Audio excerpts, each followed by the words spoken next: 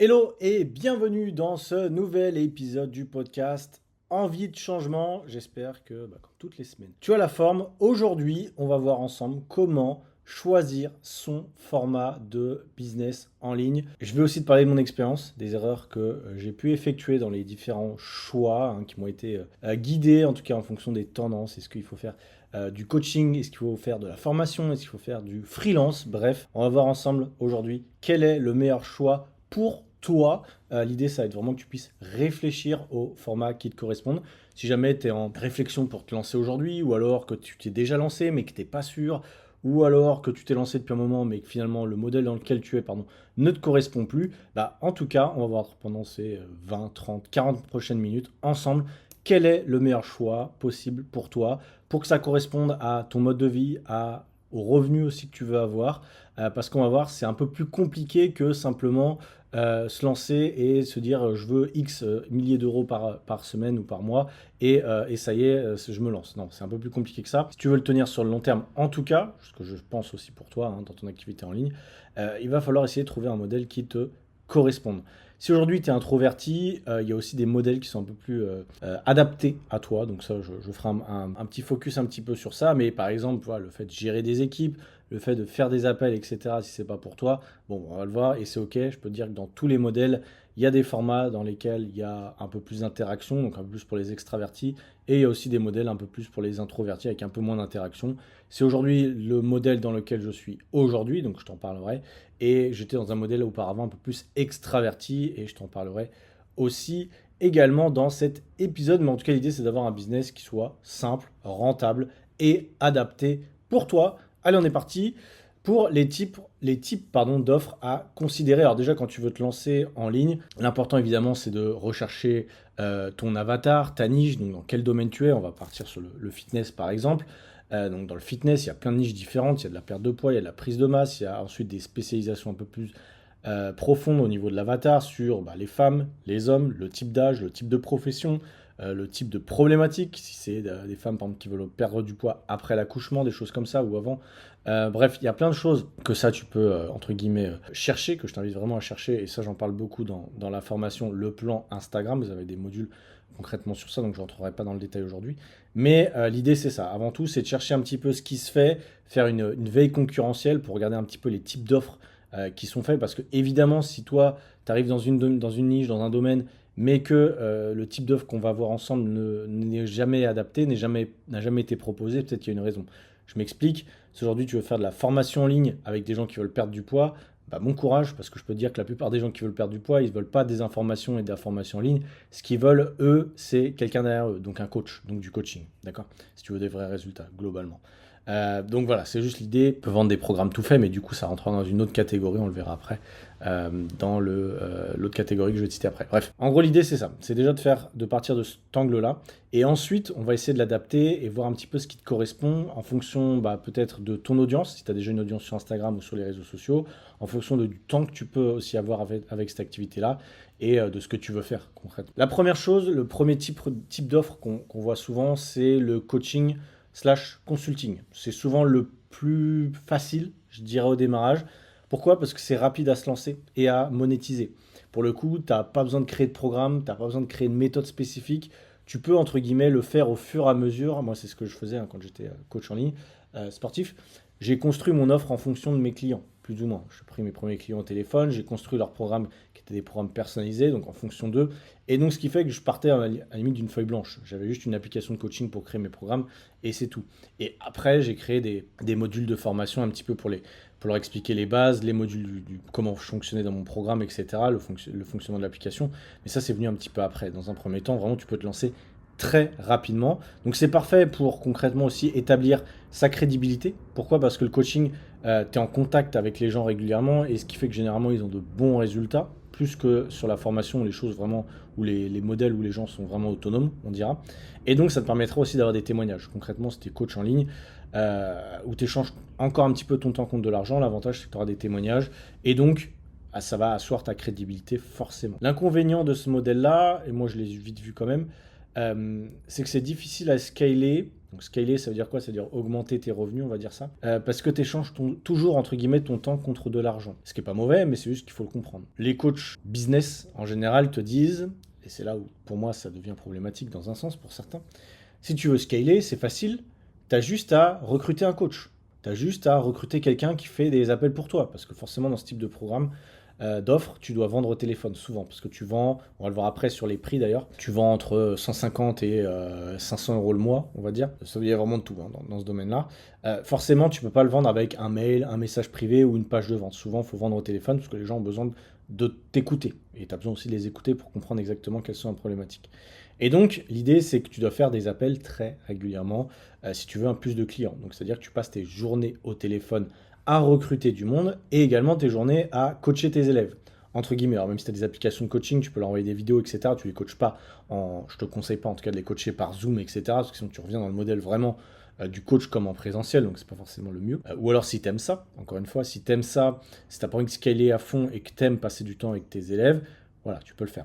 Mais sinon, ce qu'on va te dire, c'est bah, recrute un coach pour déléguer cette partie, recrute un closer, donc c'est quelqu'un qui va faire des appels pour toi, recrute un setter, donc c'est quelqu'un qui va engager les discussions pour toi en message privé sur Instagram. En gros, l'idée, c'est que tu deviennes un manager. En gros, tu vas plus du tout avoir de contact avec tes élèves quasiment, tu vas juste avoir un contact avec ton coach, avec ton setter, avec ton closer, et tu vas devoir les coacher, entre guillemets, ça va être tes nouveaux élèves, tu vas devoir les manager et les coacher toutes les semaines pour faire un débrief avec eux, pour qu'ils montent en compétences, etc. Alors sur le papier, c'est assez beau, on se dit c'est cool, on va devenir manager, j'aurais plus besoin de trop travailler.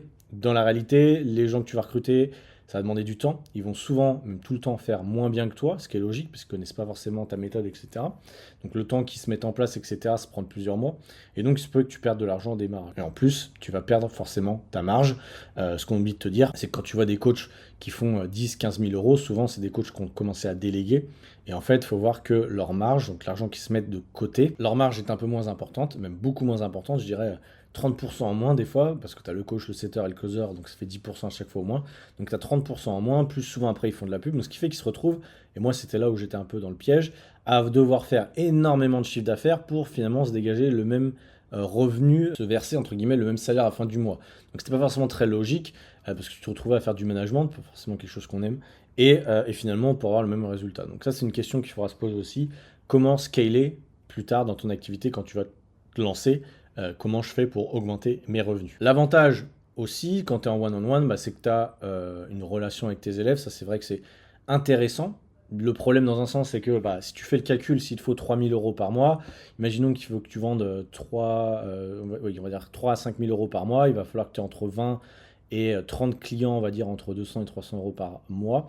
Et donc, ce qui fait que tu vas devoir avoir quand même pas mal de coaching, pas mal d'appels de vente, et même si c'est un modèle qui marche bien, attention, ça demande quand même pas mal d'investissement. Tu seras pas forcément libre en réalité, comme la promesse qu'on peut te faire souvent, tu seras libre de faire tes journées comme tu veux, etc. Pour moi, c'est pas vrai. Parce que déjà, si tu vis à l'étranger comme moi, tu auras un décalage horaire, donc ce qui fait que tu vas devoir faire des appels le soir. Je vois beaucoup de coachs sportifs ou pas sportifs d'ailleurs, qui font des appels le soir, etc. Ou parce que leurs clients sont pas dispo avant, ou etc. Donc finalement, est-ce que tu es vraiment libre quand tu travailles comme ça? Pour moi, non, ce n'est pas la liberté. Pas en tout cas celle que je recherche. Et donc, ce qui fait que pour moi, c'est devenu assez pesant, même si sur les premières années, avec la motivation, tu le fais. Mais au bout d'un moment, bah voilà, ça devenait un peu lassant pour moi en tout cas. Et donc voilà, et puis en plus, en tant qu'introverti, passer mes journées à faire des appels, c'était pas trop intéressant. Quelques appels, ça va, mais si tu dois en faire 4 ou 5 d'affilée pour finalement des fois te prendre des vents, etc. Parce que c'est aussi ça la réalité, quand tu vends des produits assez chers, bah, tu dois faire du closing, donc faire de la vente par téléphone. Et ça s'apprend, c'est difficile. Moi, j'ai mis du temps vraiment à être bon, entre guillemets, plusieurs mois, voire années. Et donc, ça peut être assez frustrant bah, quand tu passes des fois une demi-heure, trois quarts d'heure avec quelqu'un et puis qui finalement va jamais passer à l'action. Ça fait partie du taf, mais ça peut être un peu frustrant parfois. Et donc, c'est pour ça qu'il y a des fois des coachs qui se disent bah, je me débarrasse de cette tâche et je délègue à quelqu'un. Sauf que si toi, tu sais pas vendre et que tu délègues à quelqu'un, il y a peu de chances qu'elle soit meilleure que toi et du coup, vous allez être tous les deux dans la merde un petit peu. C'est ce qui m'est arrivé un peu dans un sens, c'est que j'avais délégué aussi une partie de mes appels. C'était pas évident, on a eu un peu de mal et du coup on n'a pas eu les résultats escomptés. Donc voilà, c'est assez rare que tu trouves quelqu'un d'extrêmement bon pour te soutenir au démarrage. Ça va être à toi de le former ou de la former. Et donc ça fait partie du taf. Voilà. C'est un modèle qui est pas mal au démarrage, mais qui demande quand même de l'expertise, qui demande des compétences de management et qui demande d'être assez extraverti ou en tout cas aimer parler au téléphone. Voilà. sur le coaching consulting, sachant qu'on peut aussi avoir des modèles hybrides potentiellement. Moi, j'aime bien ça, c'est-à-dire créer de la formation, c'est-à-dire les gens se débrouillent un peu tout seuls, et avec un format potentiellement de live de groupe ou d'appel de temps en temps. Ça peut être un format intéressant, je trouve, pour avoir du suivi et continuer à avoir finalement de la liberté, voilà, potentiellement. L'offre numéro 2, le petit d'offre numéro 2, ça serait les services ou le freelancing, on va dire ça comme ça, le done for you, c'est-à-dire que tu vas faire les choses pour eux ou pour elles. Je m'explique, quelqu'un a besoin de créer un site web, quelqu'un a besoin de, j'en sais un tel, de monter une vidéo YouTube. Bon bah toi, ça va être ton taf en tant qu'offre de service, de freelance, de créer cette chose pour lui ou pour elle. Donc tu vas pas lui faire une formation et elle va se débrouiller, c'est toi qui vas le faire pour elle. L'avantage, c'est que tu n'as pas besoin de créer une offre digitale complexe, tu n'as pas besoin de créer un programme, etc. Donc l'avantage, c'est vraiment que tu peux le faire simplement avec tes connaissances. Alors, l'inconvénient, dans un sens, tu vois bien, c'est qu'il va falloir que tu aies des connaissances, que tu te formes toi-même sur ça. Ça peut être automatisé ou sous-traité dans un sens, donc à voir. Encore une fois, tu auras le même problème si tu le sous-traites.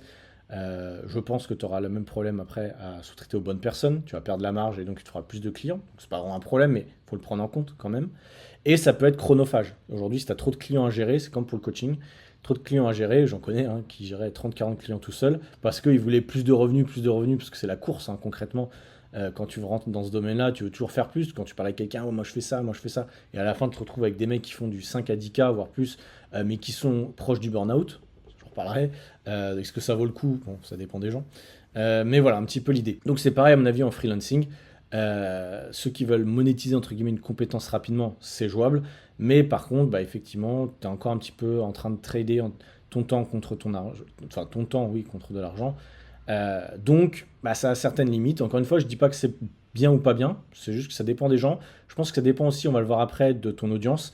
Et ça dépend de là où tu en es dans ton aventure entrepreneuriale, je dirais. Ça, c'est des modèles qui marchent bien au démarrage, je pense. Parce que tu peux faire entrer du cash assez facilement au démarrage. Tu veux gagner tes premiers 1000-2000 € par mois. Je pense que les deux premières offres que je t'ai citées, ce sont les meilleures concrètement pour gagner de l'argent rapidement parce que tu peux vendre assez cher, soit sur le coaching comme je te disais, ou même sur le freelancing. Je pense que tu peux gagner assez bien ta vie, en tout cas au démarrage. Après, pour scaler, par contre, là, c'est autre chose.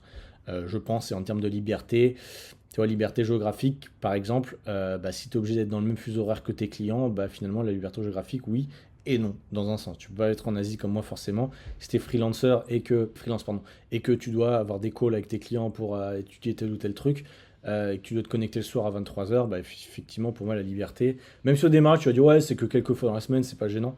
Tu vas voir que sur le long terme, ça peut être pesant quand même de devoir travailler le soir. Moi, personnellement, je n'aime pas, je l'ai fait, et je trouve ça pas cohérent pour moi. Donc voilà. Le troisième type d'offre, c'est celui dans lequel je suis actuellement, cours en ligne, formation. L'avantage, c'est que tu as une scalabilité énorme. Revenu passif, entre guillemets, c'est jamais vraiment passif parce que je t'explique pour moi, par exemple, pour ma formation, le plan Instagram, j'ai passé plus d'un mois, voire un mois et demi, entre le début où j'ai réfléchi à l'idée et la fin où vraiment j'ai testé. Je dirais un bon mois de travail dessus, avec des bonnes journées. Donc voilà, c'est pas passif, c'est-à-dire que tu récoltes les fruits de ton travail en différé après. L'avantage, c'est que les gens le font tout seul en autonomie derrière, donc tu n'es pas obligé de mettre du suivi, tu n'es pas obligé de mettre des appels, tu n'es pas obligé de mettre un live. Tu peux, moi je garde contact quand même avec les gens qui font la formation. Logiquement, j'ai leur mail, je leur envoie des mails. Il y en a que je connais en plus, donc je communique avec eux sur WhatsApp ou sur Instagram. C'est plus facile. Et il y a aussi la possibilité dans le programme d'ailleurs de réserver un appel avec moi. Bref, ça j'en parle dans la formation. L'avantage, c'est qu'il y a moins de calls. Il y a moins de calls, voire pas de calls du tout si tu veux, tu peux. Donc moi concrètement, c'est vrai que ça me plaît dans un sens d'avoir moins d'appels. Et j'ai moins d'interactions clients qu'en coaching one-on-one, c'est-à-dire que tu as moins de questions récurrentes. Logiquement, si ta formation elle est plutôt bien faite, tu n'as pas de questions, moi j'en avais beaucoup dans le coaching, c'est tous les jours, est-ce que je fais ci, est-ce que je fais ça, etc. Alors au début, oui, tu es motivé, tu as envie de les aider, tu as envie qu'ils aient des résultats, sauf que quand on a 20 qui te posent les mêmes questions depuis 3 ans, ça peut peser, concrètement ça peut peser, il y en a qui tiennent le coup, tant mieux. Moi je sais que c'était pas forcément extrêmement simple, donc c'est pour ça que j'ai délégué aussi cette partie de coaching. Parce que voilà, j'en avais un petit peu marre de répondre toujours aux mêmes questions. L'inconvénient des cours en ligne ou formation, c'est que c'est assez long à créer, le programme, quand je te disais un mois et demi, donc c'est encore plus long concrètement. Le risque aussi, c'est que la formation ne se vende pas du tout. Encore une fois, comme je te disais, si au début, tu as zéro expérience dans le coaching en ligne, enfin dans l'activité en ligne, et que tu veux te lancer dans le business de formation, je pense que c'est assez compliqué, on va le voir après, surtout si tu n'as pas d'audience. Si tu n'as pas testé ta formation avant, si tu n'as pas fait de pré-vente ou de phase de bêta test comme moi, il se peut que tu fasses un flop, un zéro pointé, hein. Genre tu passes un mois à travailler sur une formation et tu fasses 0 €. Je pense qu'il y en a beaucoup qui l'ont fait au début. J'ai de la chance dans un sens, ça n'a pas été mon cas. Pourquoi? Parce que déjà j'avais une audience préexistante sur le coaching de fitness et il y a des gens, beaucoup de coachs d'ailleurs, qui me connaissaient et du coup qui ont acheté ma formation derrière. Également, j'ai fait une phase de bêta test, j'ai interrogé des gens, j'en ai parlé quand même pas mal sur les réseaux sociaux pendant un mois, donc logiquement les gens savaient, plus ou moins. Donc je pensais pas que j'allais faire zéro. Mais ça aurait pu vraiment si j'avais mal fait les choses, si j'avais fait un peu les choses de mon côté, c'est-à-dire sans jamais en parler, tu fais tout de ton côté en mode voilà, je, je bosse la nuit et personne voit ce que je fais, et puis derrière d'un coup tu sors à une story, ah bah j'ai un nouveau programme qui sort. Ça c'est l'erreur souvent. Et en fait, personne n'est au courant et personne n'a envie d'acheter. Donc voilà, c'est un petit peu l'idée du cours en ligne de la formation. C'est quand même idéal pour ceux qui aiment enseigner. Moi, j'aime bien, tu vois, donner des cours entre guillemets, tu vois, faire des podcasts, ça, j'aime bien. Pour moi, la formation, c'est un peu comme un podcast, hein, distillé sur plusieurs modules, c'est un peu ça. Sans être en live, c'est un peu ça. Donc, tu vois, moi, ça me plaît bien. Et c'est un format qui est sympa, que tu peux faire en parallèle, on en reparlera des autres types d'offres. Mais au démarrage, de toute façon, il vaut mieux se spécialiser sur un des 4 types d'offres qu'on va voir aujourd'hui. La type d'offre numéro 4, c'est les produits numériques ou les produits physiques. Exemple, e-book, vendre des templates Canva, ça se vend beaucoup aussi sur les réseaux sociaux pour la création de contenu par exemple. Ça peut être des produits type logiciel, merchandising, pas mal de choses. L'avantage, c'est qu'il y a une scalabilité énorme. Si c'est un produit digital, un e-book, si tu en vends 10 ou tu en vends 100, ça ne te prendra pas plus de temps, ton e-book il est fait. Tu as une marge qui est énorme, normalement.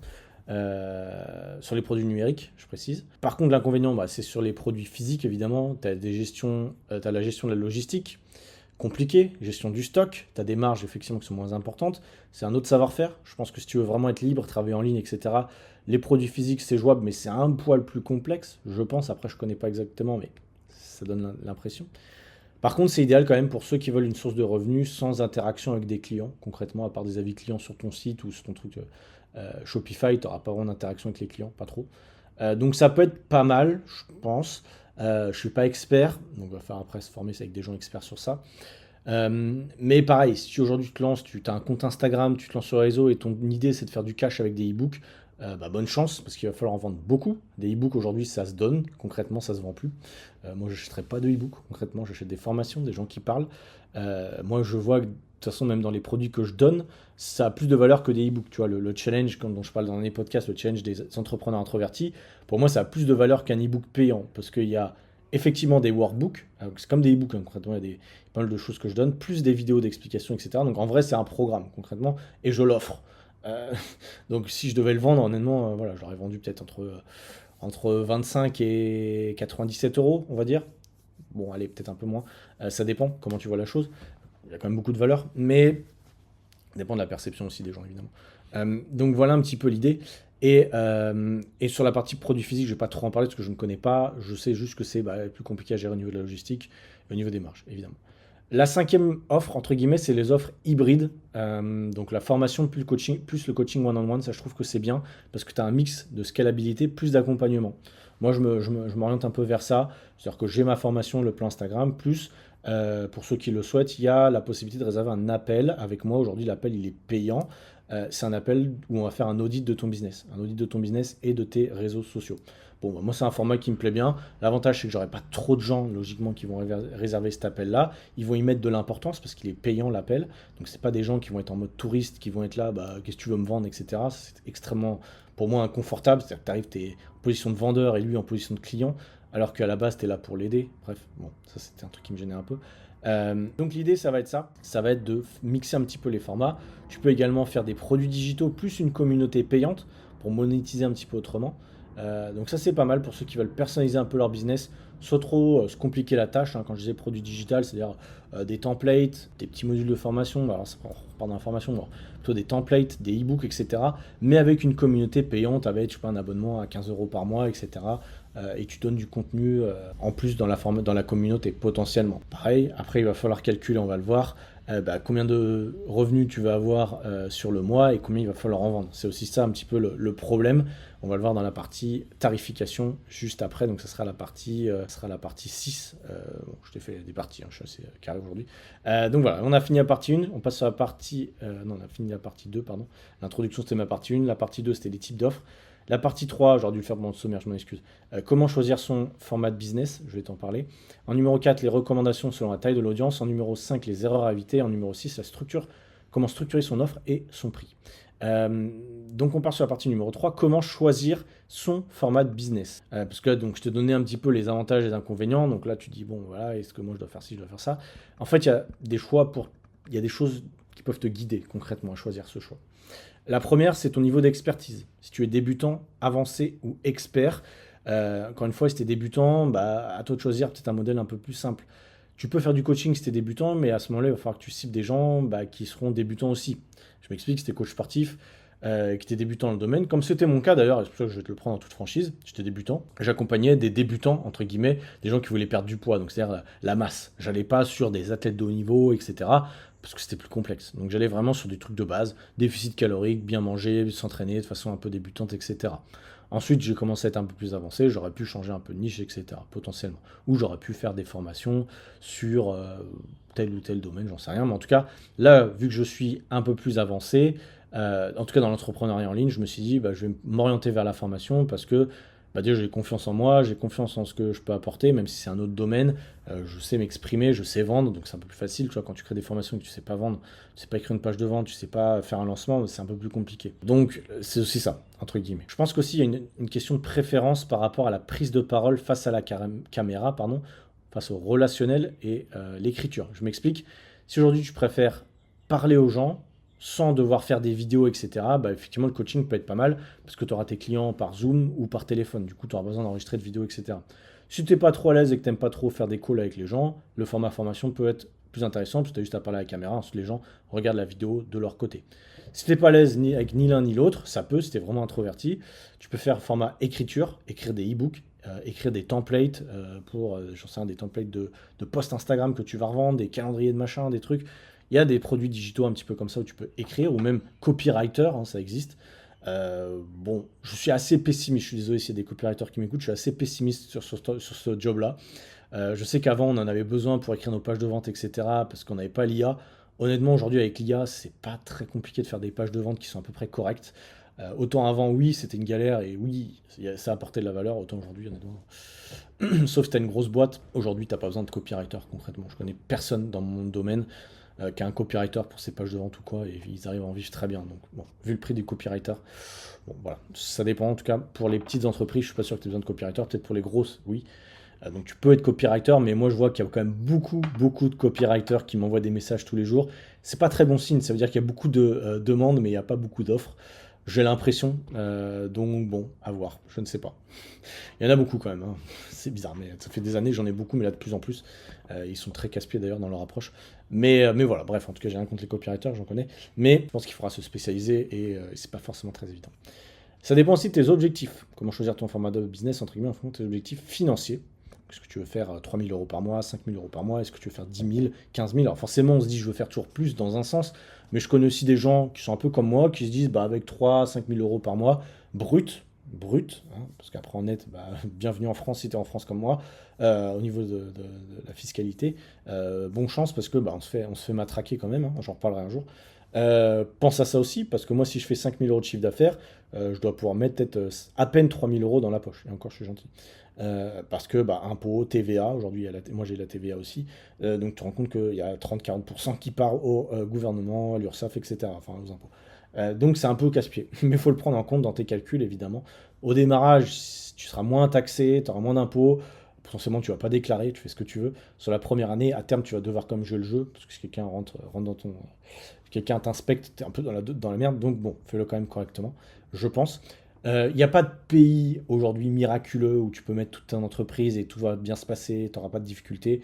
Je pense pas que ça existe. Il y aura toujours des inconvénients si tu mets à l'étranger ton entreprise. Pour l'instant, je te dis, moi je suis encore en France, à voir, mais voilà, bref, j'en parlerai peut-être plus tard. Donc ça dépend si ta liberté, la liberté que tu vas avoir, si tu veux vraiment être libre ou pas, si tu veux avoir le modèle, faire des appels toute la journée pour vendre ton offre, ensuite faire des coachings, etc. Bah tu peux, mais tu seras moins libre. Tu pourras pas voyager partout, tu pourras pas prendre des vacances, tu pourras pas prendre des jours off, des vacances, potentiellement, ce sera un peu plus compliqué. Tu seras beaucoup plus impliqué dedans. Tu auras une charge mentale, on n'en parle pas beaucoup, mais je pense que tu auras une charge mentale aussi plus importante. Moi, quand j'étais coach en sportif en ligne, j'avais quand même une charge mentale plus importante qu'aujourd'hui. Je réfléchis encore beaucoup, je cogite beaucoup, je dis pas que je suis moins stressé, mais j'ai moins de charge, j'ai moins d'appels, j'ai moins les résultats clients sur la... comment je pourrais dire ça? Avant, moi, mes résultats clients, c'était vraiment ma priorité, et je dis pas que ça ne l'est pas, mais c'est juste qu'avant, vu que je les avais en contact WhatsApp, téléphone très régulièrement, ben, c'était une pression, j'avais vraiment envie qu'ils aient des résultats. Quelqu'un qui n'avait pas de résultats, pour moi, ça allait presque, je vais pas, pas dire m'empêcher de dormir, mais au démarrage, ça me pesait quand même beaucoup. Aujourd'hui, en vendant de la formation, tu es moins en contact avec ça et même si tu veux faire que les gens aient des résultats, tu es moins impacté parce que les gens viennent moins vers toi s'ils ont des questions aussi. Donc c'est bien et pas bien, mais bah voilà, ça dépend. Il y a des gens comme moi qui vont beaucoup s'impliquer, du coup ça peut être un peu pesant aussi parfois. Bref, ça dépend comment tu peux choisir aussi ton format de business, entre guillemets, en fonction de ta thématique. Je le disais en introduction, certains sujets se prêtent mieux à certains formats, hein. Voilà, regarde ce qui se fait aussi dans la concurrence. La taille de ton audience, on y revient juste après, je t'en parle, et concrètement ce qui te plaît vraiment. Est-ce que tu veux passer, ce que tu vas passer du temps dessus, hein, concrètement sur de la formation, du coaching, etc. Ça va déterminer tes journées types. Aujourd'hui, il ne faut pas se leurrer. Oui, tu vas devoir créer du contenu, je pense, pour monétiser, pour faire connaître, attirer des prospects, etc. Mais une grande partie de tes journées vont être dédiées à soit créer des formations, soit faire des tunnels de vente pour vendre tes formations, soit faire du coaching, c'est-à-dire passer des journées au téléphone, créer des programmes pour tes clients, etc. Voilà, c'est tes journées types globalement. Donc ça va dépendre vraiment du format que tu veux choisir, des journées types que tu veux avoir. Il n'y a pas de bonne réponse, ça dépend vraiment de toi. Si t'as jamais fait ni l'un ni l'autre, bah à toi de tester. De toute façon, tu verras bien. Tu peux changer en cours de route, hein. Je pense que tu peux faire du coaching au démarrage et puis si tu vois que ça te va pas, si tu vois pardon que ça te va pas, tu peux changer un petit peu. Voilà, à toi de voir. De toute façon, ça va aussi jouer, je pense, en fonction de ton audience. Aujourd'hui, si tu as une petite audience, c'est-à-dire moins de 1000 abonnés sur Instagram ou sur YouTube ou ce que tu veux, c'est-à-dire que tu n'as pas énormément d'audience, priorité quand même sur, au démarrage, faire des produits gratuits, donc des leads magnets. J'en parle dans ma formation Le Plan Instagram, comment créer un lead magnet, hein. C'est la meilleure façon d'attirer du monde dans tes tunnels, entre guillemets, pour leur vendre ton offre derrière plus une offre haut de gamme, c'est-à-dire un coaching one-on-one ou service. Généralement, c'est ce qui se fait de mieux au démarrage. Plein de coachs font ça comme ça, même des fois ils n'ont pas d'audience et ils font simplement de la publicité payante. Donc c'est-à-dire produit gratuit, publicité payante, c'est ce que j'ai fait aussi là d'ailleurs il y a peu de temps avec mon challenge que j'ai mis en publicité payante, pour les attirer vers un produit plus cher. Donc moi c'est ma formation Le Plan Instagram qui n'est pas extrêmement cher, donc on verra, mais avant je le faisais sur mon coaching one-on-one. L'avantage, bah, c'est que bah, tu as besoin de créer trop de contenu, mais si tu n'as pas une grosse audience, ça marche. L'inconvénient, bah, c'est qu'il va quand même falloir tourner des pubs, savoir comment marchent les pubs sur Instagram et sur Facebook, donc avec Meta.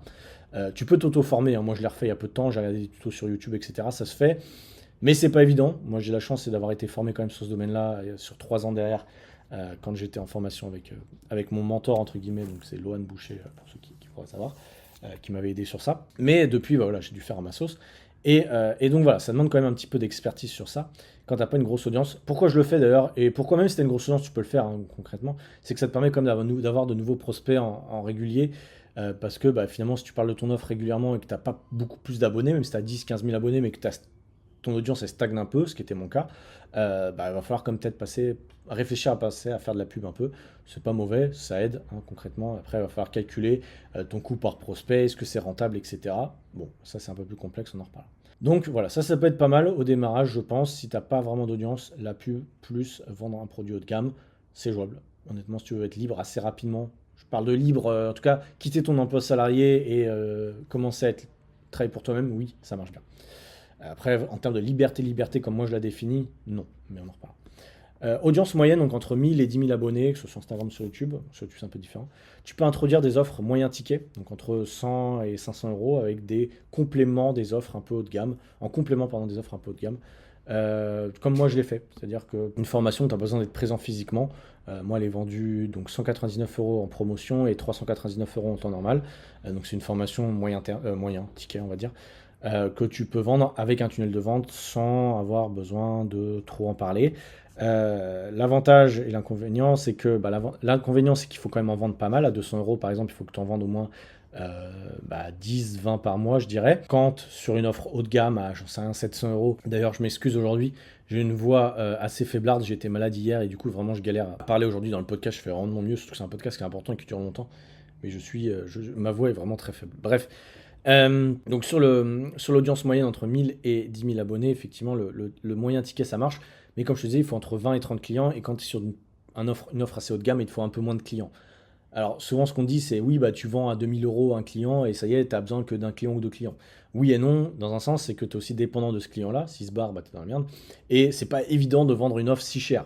Moi mon coaching je le vendais 795 € pour 3 mois, donc effectivement il suffit de faire 4-5 ventes et tu te dis bon bah ça y est j'ai mes rentrées, mais sauf qu'il faut le faire tous les mois. Vendre à ce prix-là, ça demande quand même de l'expertise, il faut que les gens te fassent confiance, il faut que tu passes du temps au téléphone, sachant qu'un taux de conversion au téléphone c'est généralement 30%, donc tu fais le calcul, s'il t'en faut au moins il faut 3 appels pour en vendre au moins un, donc il faut que tu en vendes au moins 5, on va dire, 4 ou 5. Donc voilà, il faut une dizaine d'appels. Enfin voilà, tu sais, il y a tous des calculs à faire et ça se passe pas toujours comme on veut. Donc voilà, c'est jouable, mais pas toujours facile. Si tu as une grande audience, plus de 10 000 abonnés, encore maintenant je dirais plus de 100 000 quasiment sur les réseaux, parce que 10 000 maintenant ça veut plus dire grand chose, c'était 10 000 il y a longtemps, voilà, bref. Tu peux diversifier tes offres avec des offres un peu moins chères, des low tickets on appelle ça. Tu peux concrètement avec des stratégies un peu plus automatisées. Si tu es un expert dans ton domaine, les gens voilà, ils te font confiance et tu sais que tu vas pouvoir vendre à 40, 50, 60, 97 euros potentiellement avec un revenu récurrent comme ça et un peu automatisé. C'est jouable. Si tu as un peu d'expérience sur les tunnels de vente, un peu de pub, je pense que c'est jouable aussi. C'est pas facile. Faut après avoir une stratégie de contenu aussi. J'en ai pas parlé, mais il faut avoir une stratégie de contenu qui soit cohérente. Si tu fais simplement des réels trendy ou voilà, ça dépend aussi de l'audience, comment tu l'as acquéri. Hein. Si tu l'as acquéri, je sais pas comment dire en français. Bon bref, si tu as eu cette audience simplement en faisant des réels trendy avec une musique trendy et un texte, je suis désolé pour toi, mais tes 10 000 abonnés, ils valent pas grand chose.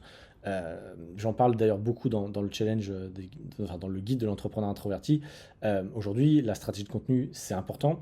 Et c'est important aussi d'avoir des contenus qui donnent un petit peu ta personnalité, tes valeurs, pour derrière vendre. Je t'assure que c'est beaucoup plus puissant que avoir plein de likes, etc., avec des trucs trop divertissants où finalement tout le monde s'en branle un peu de toi.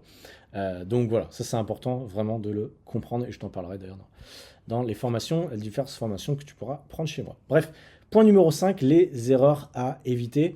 Créer un produit avant sa validation. Alors c'était un business de formation vraiment. Teste toujours. Donc en faisant des appels avec les gens au démarrage, fais une pré-vente aussi ou des enquêtes avec un questionnaire pour savoir ce que les gens veulent vraiment, c'est extrêmement important si tu veux pas faire un flop. Également lancer sans stratégie. Même un bon produit, si tu n'as pas une stratégie de lancement avec des mails prédéfinis, avec des stories que tu vas faire en amont, avec une stratégie de contenu, ça j'en parle aussi et moi c'est ce que j'ai mis en place à ce dernier lancement, tu peux tuer tes ventes concrètement, mais si tu as un bon produit. Aujourd'hui, ce qui est plus important, c'est le marketing autour de ton offre que ton offre précisément au démarrage. Parce que si personne n'achète, personne ne rachètera derrière, dans tous les cas. Donc c'est vraiment important. Tu vois. Et également, ce qui est important, c'est de ne pas trop se disperser. Concentre-toi sur une offre à la fois. J'en vois beaucoup trop qui font un truc à moitié, ensuite qui disent ça marche pas, ensuite qui font un autre truc parce qu'on leur a dit que c'était mieux. Ça, c'est des gens qui sont souvent ciblés par les pubs Instagram avec les mecs qui leur disent ça c'est mort, ça c'est mort, ça c'est mort. Encore une fois, rien n'est mort. Tous les modèles que je t'ai dit, tous les modèles qu'on a cités précédemment, il n'y en a aucun qui est mort. Vraiment. Tu peux faire de la formation, du coaching, du freelancing, tout fonctionne. Simplement, il faut que tu sois focus suffisamment longtemps sur cette offre et que tu deviennes assez fort, entre guillemets, que tu sois reconnu pour ça, que les gens vraiment comprennent ce que tu fais, qui tu es, avant de dire c'est mort. Tu vois. Vraiment, ça c'est important. Vraiment important, et je le redis parce qu'il y en a beaucoup qui se plantent là-dessus. Sixième point, et après je vais devoir vous laisser parce que Clément il est gentil, mais il a pris rendez-vous chez le coiffeur dans 10 minutes, donc il va devoir y aller. C'est ça le professionnalisme. Comment structurer son offre avec les prix? Comment fixer ses prix? Souvent on se base sur 4 critères essentiels. Un, ton marché. Donc que ce soit pas le plus cher ni le moins cher. Je pense qu'au démarrage, il faut que tu te positionnes milieu de tableau, je dirais. Je sais pas comment on dit ça. Moi, c'est ce que j'ai fait, hein, tu vois, sur ma nouvelle formation. J'ai regardé ce qui se faisait. Il y a des formations vraiment pas chères à 50 balles, mais il y a des formations à 500 balles. Bon, je me suis dit, moi, en offre de lancement, je vais mettre à 200 euros. Voilà, concrètement. Ça me semble un peu logique, sachant que dans mon prix de base, il n'y avait pas de suivi. Et c'est ce qui se faisait généralement. Il y avait des gens un peu plus chers, mais c'était des gens un peu plus reconnus. Donc, vu que c'était débutant, voilà. Moi, je me suis positionné comme ça. Je pense que c'est le bon choix. Maintenant, on verra sur le moyen long terme. Ensuite, le critère numéro 2, c'est ton niveau d'expertise et ta crédibilité. Si tu es débutant, forcément, tu n'as peut-être pas confiance encore trop en toi. Et donc, il faut que tu sois à l'aise avec ton prix. Si tu mets trop cher, tu vas avoir du mal à vendre. Si tu es au téléphone notamment et qu'on te dit, ouais, il faut que tu vendes 300 euros ton produit, mais que tu n'as jamais vendu au téléphone, bon, bah, tu vas peut-être un petit peu bégayer. Donc, à toi d'être à l'aise vraiment avec ton offre et ton produit. Je pense que là, c'est vraiment très personnel. Tu n'es pas obligé d'écouter tout ce qu'on te dit. Je te conseille de ne pas rester trop bas en prix trop longtemps. Parce que bah, il faut que tu arrives à en vivre. Et si malheureusement tu vends trop bas ton produit, il va te falloir beaucoup de clients. Et donc du coup, bah, en fait, ce qui va se dégrader, c'est le suivi, la qualité et ensuite du coup les résultats. Donc c'est ta réputation qui est en jeu. Donc t'as des gens qui vont dire ouais, tu réponds pas à mes messages, etc. Parce qu'en fait, tu as trop de clients, parce que tu as vendu trop bas ton offre. C'est aussi le problème. Et aussi, tu auras des gens moins investis. Plus tu vends cher, plus les gens seront investis. Généralement, il y a de grandes chances, même si c'est testé, approuvé. Donc voilà, c'est aussi ça. C'est pour ça que je te dis, ne vends pas peu cher, vend au bon prix. C'était une transformation importante. Là, c'est le point numéro 3. Par exemple, quelqu'un qui veut perdre 20 kilos, bah, c'est quand même un changement de vie. Ça a un prix. Aujourd'hui, ça coûte pas 100 euros par mois de changer de vie. Non, ça coûte plus cher que ça. Il y a des gens en France qui n'ont pas de notion de prix par rapport à une transformation physique. Mais en réalité, c'est un vrai changement, enfin, c'est un vrai prix. Moi, j'ai des élèves chez moi, hein, qui ont dépensé plusieurs milliers d'euros, peut-être 5, 6, peut-être même plus, 7 000 euros depuis leur début dans mon programme, mais parce qu'ils ont un vrai changement de vie, parce qu'on a une bonne relation et parce que bah, tous les mois, ça leur plaît ce qu'on fait ensemble. Ben voilà, c'est possible, je te dis que c'est possible. Mais parce qu'il y a une grosse transformation, entre guillemets, grosse révolution. Donc ça dépend. Aujourd'hui, quand tu construis ton offre et que tu dis, bah, tu vas apprendre, je sais pas, une méthode, mais un truc qui va pas changer réellement leur vie, bah forcément, tu vas peut-être pas pouvoir le vendre très cher. Je m'explique, tu fais des cours de flûte en ligne, tu vas peut-être pas pouvoir le vendre 3000 euros ta formation, parce que les cours de flûte, ça va pas changer la vie de la personne. Sauf si la promesse, c'est tu vas devenir flûtiste professionnel et voyager à travers le monde pour faire des concertos. C'est un exemple, c'est en rigolant. Mais là, à ce moment-là, oui, là, tu peux mettre un peu plus cher parce que la vie de la personne va changer. Généralement, je te donne des exemples hein, sur les prix, les produits digitaux, sans call, sans rien. Je parle de e-book, de machin, c'est entre 27 et 97 euros. D'ailleurs, quand on parle de 97 euros, c'est les prix psychologiques. T'es pas obligé, mais généralement, c'est ce qui se fait, c'est ce qui marche le mieux d'après les études scientifiques. Donc n'hésite pas à te mettre des 97 plutôt que 100 euros. C'est-à-dire que si tu vends ta formation, ton produit digital 100 euros, vends le 97, tu auras plus de chances d'en vendre en réalité, parce que psychologiquement, les gens vont dire c'est moins de 100 euros. C'est un peu con, mais c'est comme ça. C'est souvent comme ça. Les formations, donc c'est souvent entre 197 et 997 euros. Plus ou moins, ça dépend s'il y a du suivi, ça dépend de la longueur de la formation. C'est une petite formation, une moyenne formation, une grosse formation. Ça dépend. Moi, tu vois, ma formation, elle a 26 modules. Je dirais que c'est une formation moyenne. J'aurais pu faire plus long, j'aurais pu faire beaucoup plus court. Mais voilà, c'est pour ça que moi, je l'ai mis à 200 euros en prix de lancement, mais en vrai, elle est à 399 en prix normal. Donc, voilà, si tu veux, elle se retrouve dans le milieu de la fourchette de ça. Et ensuite, le mentorat, donc le coaching one-on-one. Donc tarification plus élevée, ça dépend. Souvent, tu as un nombre de places limité. Donc, si tu veux faire 3000 euros par mois et que tu n'as que 20 élèves, bah, tu fais le calcul. Combien il te faut, combien chaque élève doit payer pour que ça te fasse tes 3000 euros par mois. Tout simplement, tu peux le faire ça comme ça. Mais voilà, c'est vraiment toi en fonction de comment tu te sens. Pour conclure là-dessus, que ce soit le choix de ton business ou le choix de ton prix, ça va dépendre de ta personnalité, de ton énergie, mais aussi de modèle de business que tu veux, la liberté que tu veux atteindre. Et de toute façon, ça peut évoluer. Concrètement, tu vois bien, moi j'ai changé, j'ai switché, et c'est ok, tu peux évoluer. L'idée quand même, c'est de te faire accompagner dans n'importe quel modèle. Tu as des mecs qui sont experts pour le freelance, j'en connais, c'est pas mon cas. Mais si tu veux, par exemple, te former pour devenir coach ou formateur, bah, sache que la formation que j'ai fait, le plan Instagram, va t'aider concrètement.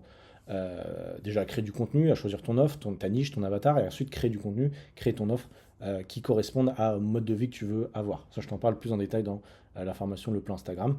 En attendant, tu as aussi mon guide de l'entrepreneur introverti qui est sorti. Je suis content, il y a beaucoup de gens qui l'ont testé. Je vous remets le lien justement dans la description de ce podcast sur Spotify et sur YouTube. Et puis en attendant, je te souhaite comme d'habitude, une très bonne journée, une bonne semaine, et on se dit à la prochaine. Et je vais aller me couper les cheveux. Ciao, bye.